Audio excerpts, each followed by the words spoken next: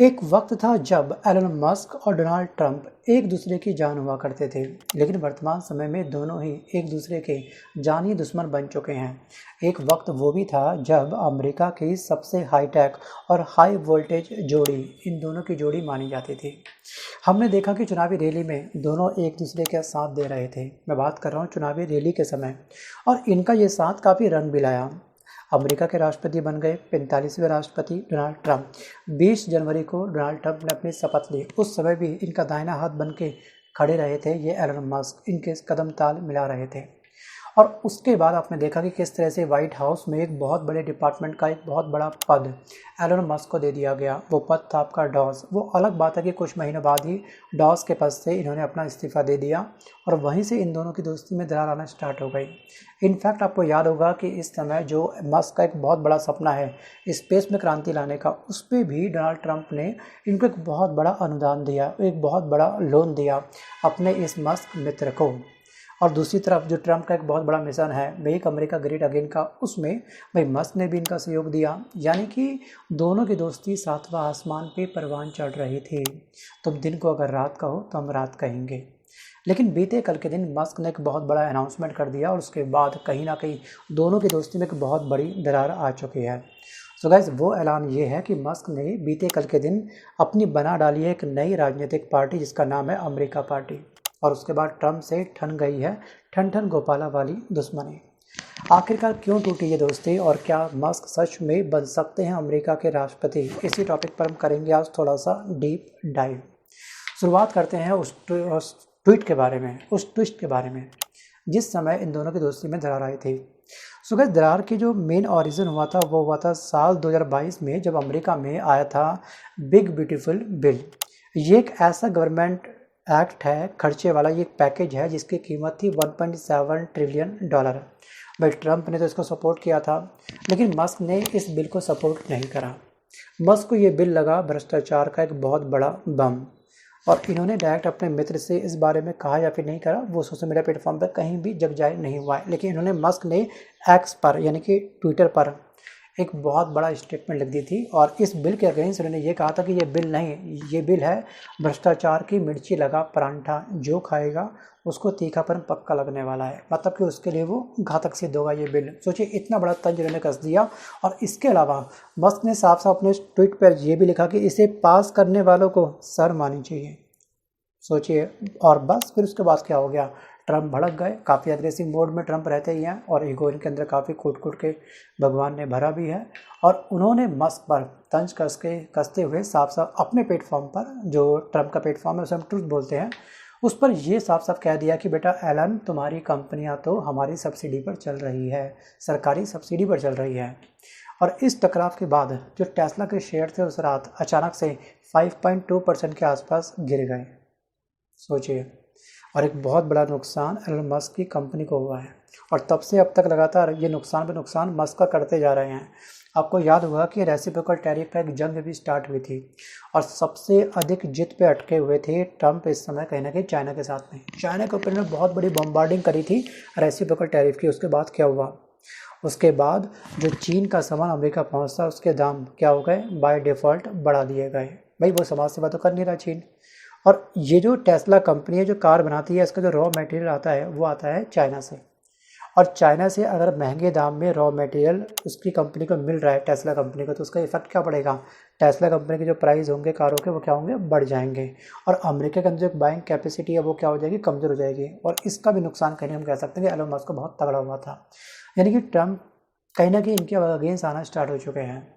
और क्या करा, मस्क ने भी पलटवार कर दिया। भाई तुम कैसे बोल सकते हो कि सरकारी सब्सिडी में हमारी कंपनियां पल रही हैं।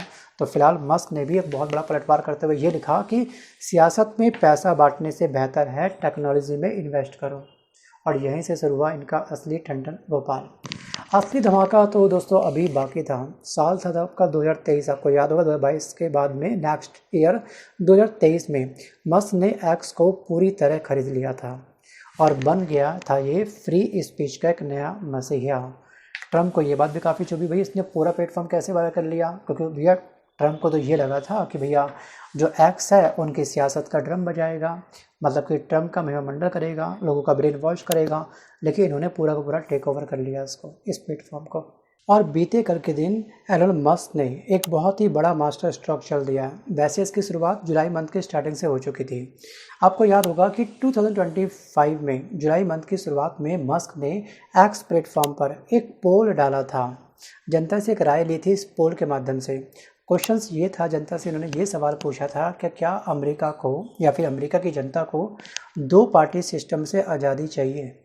ये सवाल पूछा गया था, हाँ या फिर ना में।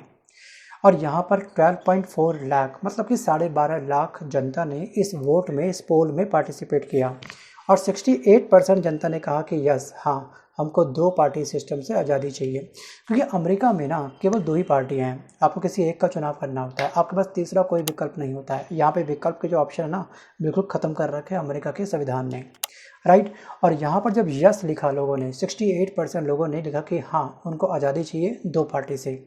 और फिर मस्क ने फेंका अपना एक बहुत बड़ा ब्रह्मास्त्र और ऐलान कर दिया कि अब वक्त आ चुका है अमेरिका पार्टी का।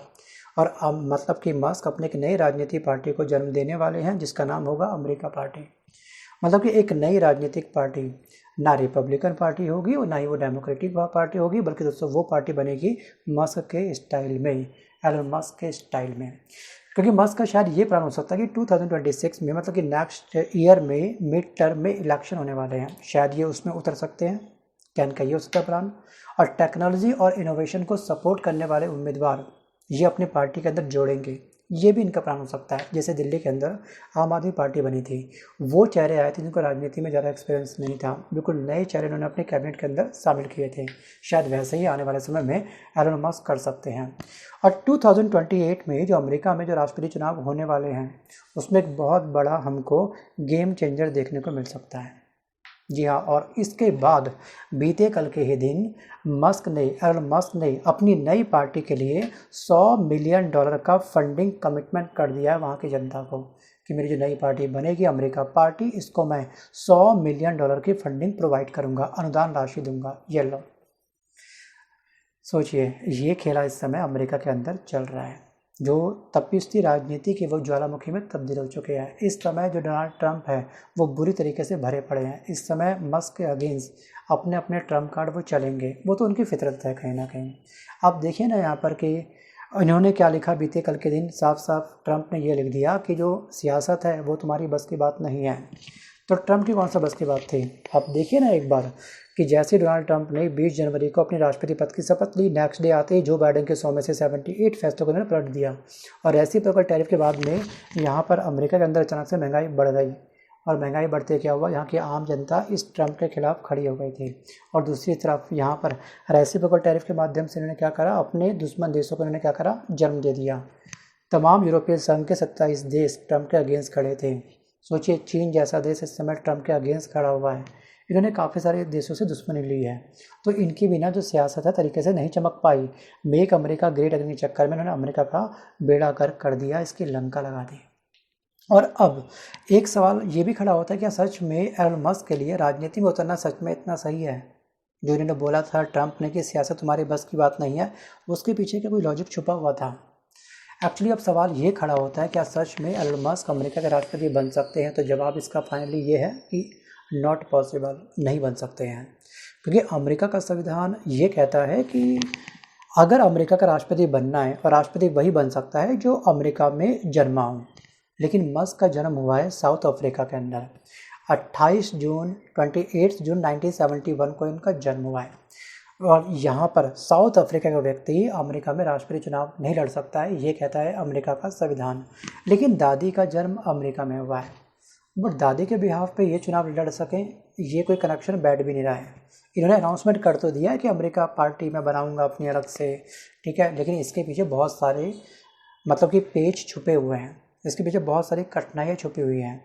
अब वो चलेगा पता आने वाले समय में कि क्या होगा क्या नहीं होगा, ठीक है। क्योंकि अमेरिका का भविष्य अब कौन तय करेगा, उसका हमको करना है थोड़ा सा इंतज़ार। एक नेता जो सियासत से आया है, या एक टेक टाइफून जो कोड से अमेरिका के अंदर एक बहुत बड़ी क्रांति लाना चाहता है? ये मेरा सवाल आपसे है। वीडियो को पॉज करके आप मुझे कमेंट पक्का करना कि आपको क्या लगता है कि सच में डोनाल्ड ट्रंप के बस की बात नहीं है कि वो अमेरिका को तरीके से चला पाए। क्या सच में मस्क अपने दम पर अमेरिका के मेक अमेरिका ग्रेट अगेन जो इनका आंदोलन था, क्या उसको सच बना सकते हैं? क्या मस्क ने एक बहुत बड़ी कुल्हाड़ी मारी अपने पैरों पर ट्रम्प से दुश्मनी लेकर के? आपको क्या लगता है? वीडियो को पॉज करके डीप में सोचिएगा, उसके बाद ही आप मुझे कमेंट करिएगा। सो गाइस, आज के इस वीडियो में बस कर इतना ही। मिलता हूं जल्द एक नए वीडियो के साथ, तब तक के लिए धन्यवाद।